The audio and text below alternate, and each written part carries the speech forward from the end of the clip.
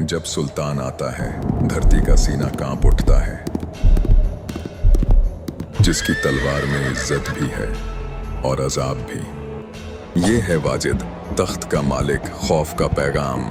एक हाथ में तकदीर, दूसरे में तकदीर बदलने का जुर्म। लेकिन जब एक बादशाह हक का नूर देखता है तो तलवार झुक जाती है। वाजिद, एक सुल्तान, एक तौबा, एक इबादत।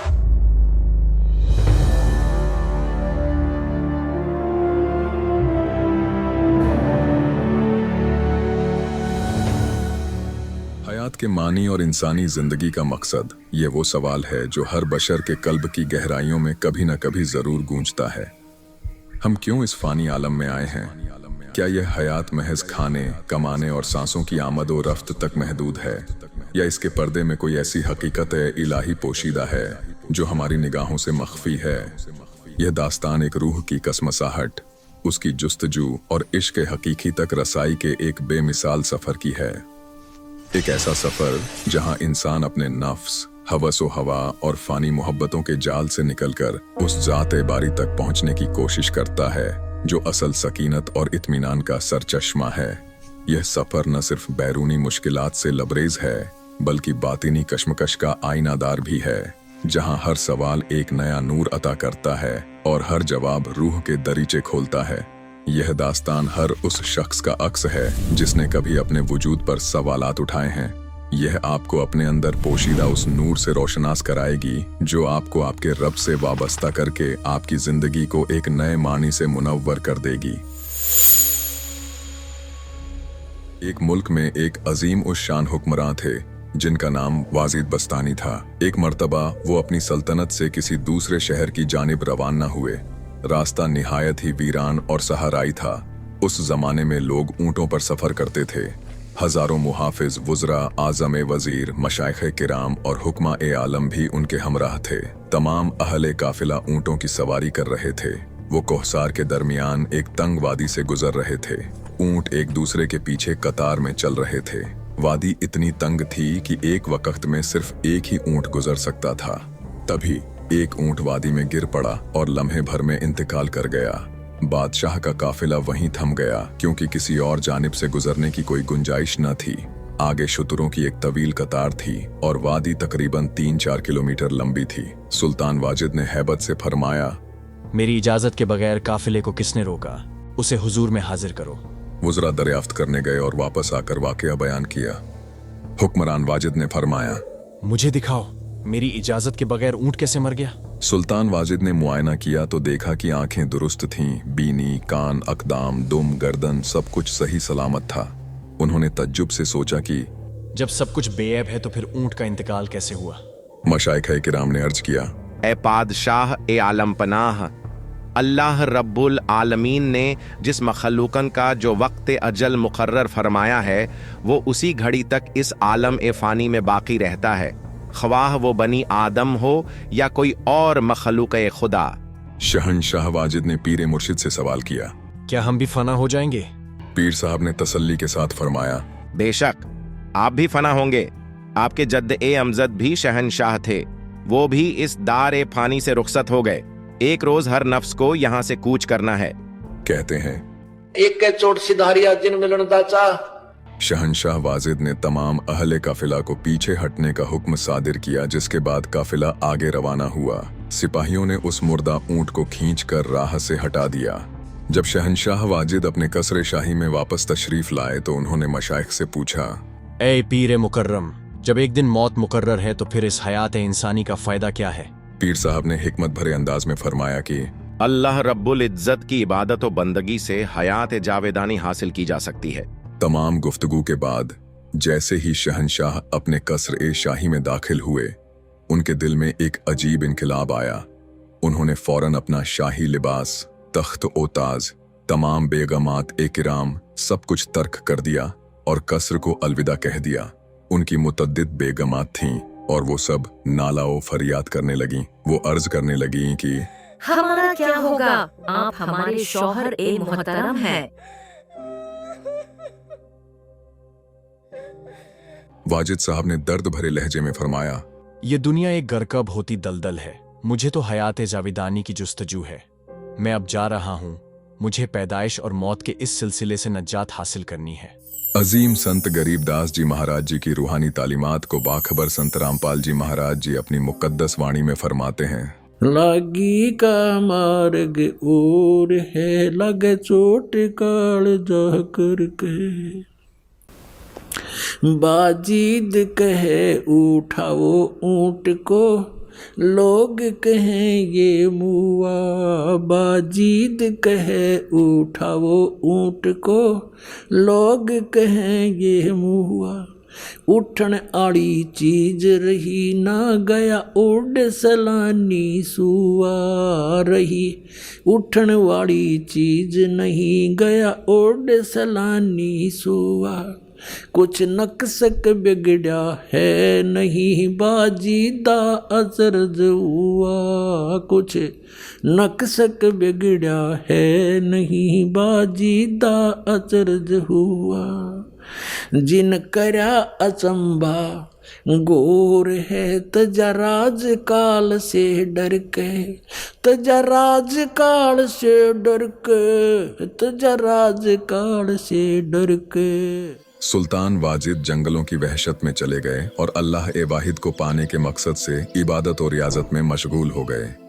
हयात बसर करने की खातिर उन्होंने वहीं एक झोपड़ी तामीर कर ली ताकि खुद को मौसम की शिद्दत से महफूज रख सकें और गैजा का इंतजाम कर सकें। वो एक घर में मुराकबा करते और दिन के औकात में अपनी झोपड़ी में रहते। वाजिद की तरह जब तक रूह को सच्ची इबादत की गिजा नहीं मिलती, वो गुमराह और सरगर्दां रहती है, लेकिन अल्लाह भी अपने मुखलिस बंदों से गाफिल नहीं रहता।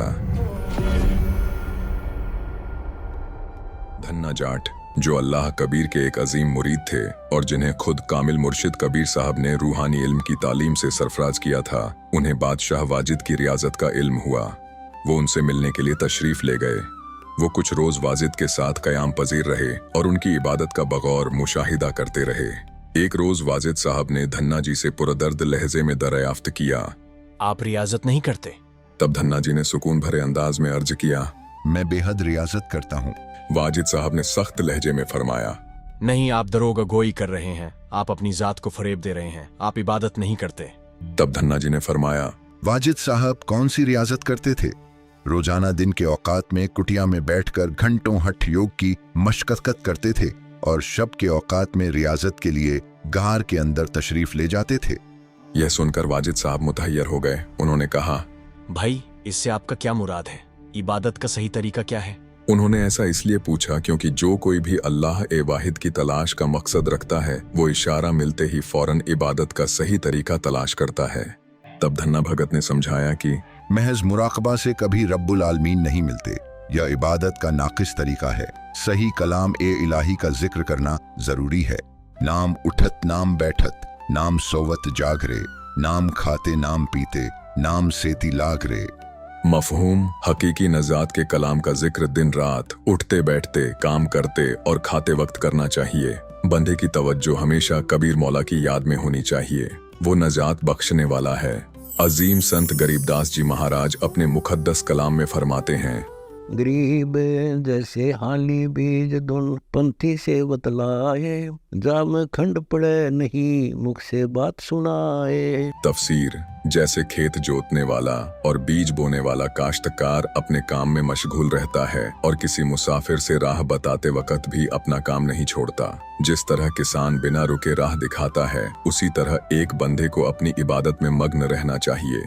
धन्ना जाट की बात सुनकर वाजिद साहब हैरत में पड़ गए और उन्होंने धन्ना भगत से राह हक दिखाने की इल्तिजा की। तब धन्ना जी ने अर्ज किया, मैं आपकी मुलाकात अपने मुर्शिद कामिल से कराऊंगा।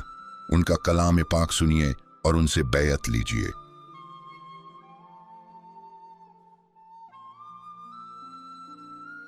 चुनांचे वाजिद साहब धन्ना जाट के साथ मुर्शिद कामिल अल्लाह कबीर जी की बारगाह में हाजिर हुए, जो उस वक़्त मौजूद थे और तालीम हक दे रहे थे। वाजिद सुल्तान ने अल्लाह कबीर से बैयत की। सुल्तान वाजिद ने अल्लाह कबीर जी से बैयत ली, हठ योग की गलत रस्म को तर्क किया और इबादत के सही तरीके सहज समाधि को इख्तियार किया।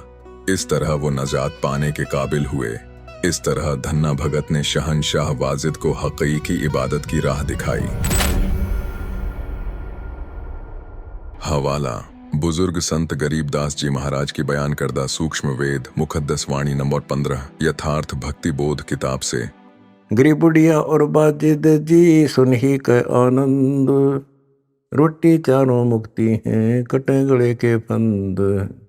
गरीब बुढ़िया और बाजिद जी सुन ही के आनंद, रोटी चारों मुक्ति हैं कटे गले के फंद। एक दाने का निकास सहस्र दानों का प्रकाश, जिस भंडारे से अन्न निकसा सो भंडारा भरपूर काल कंटक दूर। सती अन्न देवै संतोषी पावै, जाकी वासना तीन लोक में समावै। सती अन्न देवै संतोषी पावै, जाकी वासना तीन लोक में समावै। जब वाजिद ने अपनी सल्तनत और खानदान को अल्लाह की राह में कुर्बान कर दिया और बयाबानों की तन्हाई को अपनी इबादत गाह बना लिया, तो एक रोज उनकी नजर एक निहायत बेबस कुतिया पर पड़ी। उसने 8 मासूम बच्चों को जन्म दिया था और भूख से तड़प रही थी। उसकी आंखों में बेबसी और ममता का अक्स देखकर वाजिद का दिल भर आया। उसी वक्त एक ज़ैफ़ा खेतों की तरफ उजरत के लिए जा रही थी। उसके पास 4 रोटियां थीं। वाजिद साहब ने उसे रोका और मोहब्बत से अर्ज किया, अम्मा जान, इन रोटियों में से एक टुकड़ा इस कुतिया को अता कर दीजिए। अगर इसे खुराकन न मिली तो यह भूख से दम तोड़ देगी और इसके 8 मासूम बच्चे भी बेमौत मर जाएंगे। बुढ़िया ने हिकमत भरी मुस्कान के साथ कहा, ये मेरी मेहनत और मशक्कत की कमाई है, मैं इसे यूं कैसे दे सकती हूँ, इसकी कीमत अदा करनी होगी। वाजिद साहब ने बड़ी शफकत से दरियाफ्त किया, अम्मा जान, कीमत क्या है? बुढ़िया ने जवाब दिया, आपकी इबादत का चौथा हिस्सा मुझे दे दीजिए तो मैं 1 रोटी इसे दे दूंगी। वाजिद साहब ने बिना किसी तम्मुल के अपनी इबादत का चौथा हिस्सा उसे अता कर दिया। बुढ़िया ने कुतिया को एक टुकड़ा दिया, मगर उसकी भूख अब भी बाकी थी। रफ्ता रफ्ता उस बुढ़िया ने अपनी 4 रोटियां उस कुतिया को खिला दी। इस दौरान वाजिद साहब ने अपनी पूरी इबादत उस बुढ़िया को नजर कर दी। उस कुतिया और उसके मासूम बच्चों की जान बच गई। बुढ़िया को इबादत का अज्र व सवाब हासिल हुआ और वाजिद साहब, जिनकी इबादत इख्तिताम को पहुंच चुकी थी, अपनी इस कुर्बानी के सवाब में जन्नत के हकदार ठहरे। इस वाकया को सच्चिदानंद घन ब्रह्म की मुकद्दस वाणी में यूं बयान किया गया है, और कहते धर्म तो दसके नहीं दसके तीनों लोग, और खैरायत में खैर है कीजिए आत्म भोग। मतलब ये है कि नेकी और अज्र का कोई भी अमल कभी जाया नहीं होता, चाहे तीनों आलम तबाह क्यों न हो जाएं, मगर नेकियों का अज्र हमेशा बाकी रहता है। इंसान को चाहिए कि हर हालत में खैर व भलाई के काम करता रहे। अजीम संत गरीबदास जी ने इस वाकया में वाजिद साहब की शफकत, इखलास और उनकी अजमत का तज़किरा किया है। हवाला संत गरीबदास जी महाराज की मुकद्दस वाणी नंबर 42 सफ़हा 116 और वाणी नंबर 105 सफ़हा 150 से 151 बाखबर रामपाल जी महाराज की किताब यथार्थ भक्ति बोध से। आखिरकार इस दास्तान का सफर उस मुकाम पर आकर इख्तिताम पजीर होता है जहां इंसान अपनी रूह की तड़प और दिल की बेकरारी का जवाब पा लेता है। वह समझ जाता है कि हयात का असल मकसद दौलत और इज्जत, शोहरत या फानी आरजुओं की तकमील में नहीं, बल्कि अपने खालिक हकीकी से रब्त ज़ब्त में पोशीदा है। जब इंसान अपने बातिन में नजर दौड़ाता है और रूह की अकमाक में उतरता है, तो उसे एहसास होता है कि उसकी तख्लीक एक खास मकसद के लिए हुई है। इस आलम फानी के फरेब उसे गुमराह कर सकते हैं, लेकिन हकीकी मंजिल तो वही है जो उसे अपने रब्बे करीम से मिलाए। और जब वह उस मुकद्दस मंजिल तक पहुंचता है तो हयात का हर गोशा मुनव्वर हो जाता है, हर गम सुरूर में तब्दील हो जाता है और हर सवाल का शाफी जवाब मिल जाता है। सुल्तान वाजिद की दास्तान हमें हयात की अजीम तर हकीकत की जानिब रहनुमाई करती है। ये हमें यह दरस देती है कि इंसानी जिंदगी का असल मकसद महज दुनियावी दौलत, शाही तख्त व ताज और फानी रिश्तों को हासिल करना नहीं है। यह सब कुछ एक जाइल हो जाने वाला सराब है। एक ऊंट की मौत ने सुल्तान वाजिद के कल्ब में एक तलातुम बर्पा कर दिया और उन्हें इस गौर व फिक्र पर आमादा किया कि अगर मौत ही हकीकत है तो इस चंद रोजा हयात की जद्दोजहद का हासिल क्या है। इस कहानी का लुब्बे लुभाब यह है कि बशर की तख्लीक का वाहिद मकसद अपने उस खालिक हकीकी की बंदगी करना है जिसने उसे वजूद बख्शा। सच्ची इबादत और बातिन की पाकीज़गी के जरिए ही रूह को सुकून और हयात अब्दी मयस्सर आ सकती है। हालांकि इस राह पर इंसान तन्हा सफर नहीं कर सकता, उसे एक ऐसे रहबर या मुर्शिद कामिल की जरूरत होती है जो उसे गुमराह कुन रस्मों और नाकिस इबादतों से नजात दिलाकर बंदगी का सही और सहीफों के मुताबिक तरीका तालीम करे, जिस तरह धन्ना भगत ने बादशाह वाजिद की रहनुमाई फरमाई।